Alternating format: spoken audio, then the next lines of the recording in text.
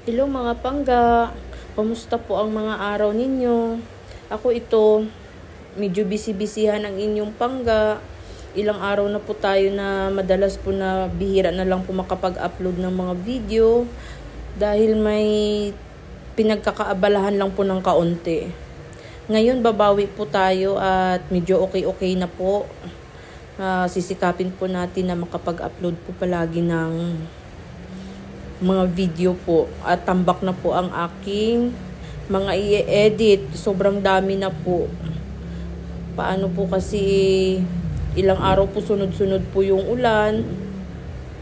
Nag-asikaso po ako ng aking mga halaman. Nagtanim ng mga halaman ko po, kaya tingnan niyo po yung aking kamay. Sobrang napakadumi po. Nagtanim na po ng halaman, tapos nagbulay pa po. Kaya baka sasabihin niyo po na sobrang dumi na naman po ng aking kamay, yung aking kuko. Hindi po matanggal-tanggal at yan po ay mancha po nung nagulay po ako. Tapos nung nagulay po ako, nagtanim pa po ako ng mga halaman. Kaya ganyan po ang itsura ng aking kamay. Mga mancha po siya at hindi na po matanggal.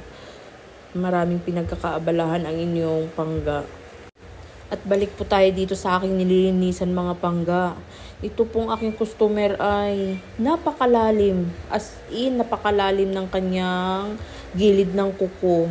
Dahil po siguro sa napapasukan po siya ng buhangin, kaya nangangati po ng sobra. Tingnan nyo naman po mga pangga kung gaano po kalalim yan. Tingnan nyo po, halos nangalahati na po yung pusher ko. Yung mukha ng pusher na yan, as in, pasok na pasok po talaga sa loob. Ayan, tingnan nyo po. Talagang sinimot ko naman po lahat ng sobra yan. Ayan nga, may nakuha pa po tayo. Pero as in talaga nakikipagsilipan ako sa loob dahil sa sobrang lalim niya po. At sobrang katipa nga daw po yan. Sabi ko baka yung mga buhangin lang na pinangtanggal natin sa gilid.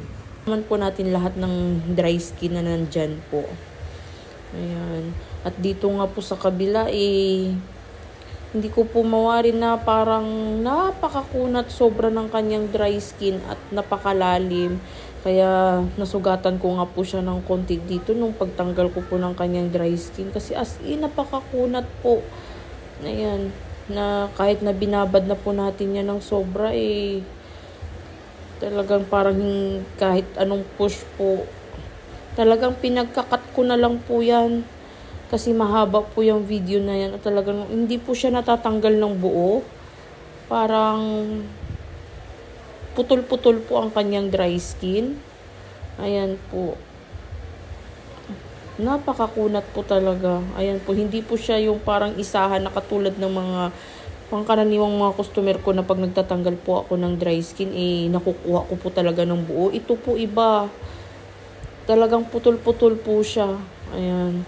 At dito ko nga po siya nasugat ng kaunti po. Ayan. Nasundot ko po ng kaunti yung kanyang gilid. Pero okay lang naman daw po kasi as in nga sobrang kati po yung kanyang naramdaman. Gusto niya pa nga po papakutkot sa akin.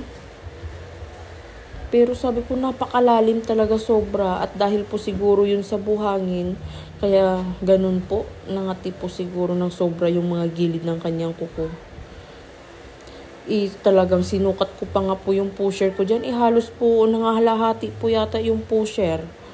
Talagang sa sobrang lalim. Halos nakain po yung mukha ng pusher talaga. Ayan po, napakasarap. Dito po sa kabila hindi po ako masyadong nahirapan. Ayan, parang natatanggal ko po ng buo yung kanyang dry skin. Doon lang po sa kabila talaga parang hirap na hirap po ako sa pagtanggal ng dry skin niya. Kasi hindi po siya buo na natatanggal at putol-putol pa po. Ayan. Pero dito sa kabila po parang bumawi-bawi. Talagang sobrang iningatan ko po yung paa niya. Kasi sa totoo lang po, makapal po yung dry skin niya pero napakanipis. As in, sobrang napakanipis po ng balat niya. Kaya talagang isang mali mo lang po ng sundot talagang masusugat po siya. Yun nga po yung nangyari sa kabila kanina na nasugat ko po siya ng kaunti. Kasi makapal po yung dry skin at makati po. Ayan, pero yung balat niya po napakanipis. As in, napakanipis po ng sobra. At pinagpupudpud ko nga po ng sobra kasi ayan po, parang sira-sira po yung kuko niya, yung parang nagdo-double nail. Ayan, kaya pinagpupudpud ko na po talaga lahat yan. Halos simula sa hinliliit niya hanggang sa hinlalaki ay ganun po. Nagdo-double nails po ang kanyang kuko. Kaya pinagpupudpud ko na po lahat. Sana mga pangga, na-satisfied po kayo sa panunood. At nag-enjoy po sana kayo. Maraming salamat po sa palagi nyo pong panunood ng mga video ko. Sa walang sawang pagsuporta po. Sobrang nagpapasalamat po ako sa inyo. God bless po. At pwede pa po ba ako maglambing? Sa hindi pa po nakapalo, please follow nyo po yung Pangga Nail Salon. Thank you so much.